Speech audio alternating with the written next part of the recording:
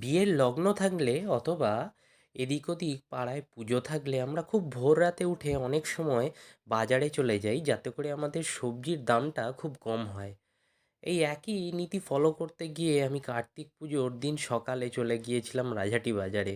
ভেবেছিলাম সব কিছু জিনিসের দাম বোধহয় কম হবে, কিন্তু এটা একেবারেই উল্টো পুরাণ হয়ে গেল। এবং দেখলাম ফ্লিপকার্ট অ্যামাজনে সেলের নামে যে স্ক্যাম হয় সেই ধরনের স্ক্যাম হয়ে গেল। ভোর 4:30-টের সময় পৌঁছে গিয়েছিলাম রাজহাটি বাজারে।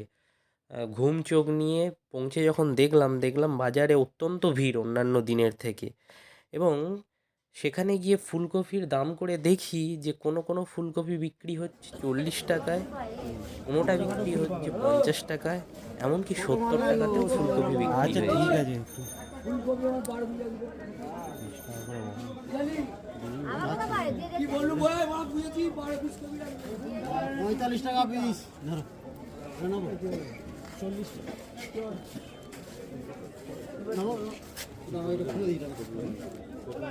বেলার দিকে এইসব ফুলকপির দাম পৌঁছে গেছে 30 টাকা, 35 টাকা এরকম।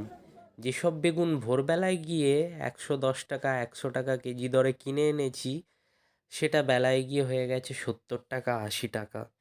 এক বড় স্ক্যাম হয়ে গেল এই ভোরের মার্কেট ধরতে যাওয়ার চক্করে।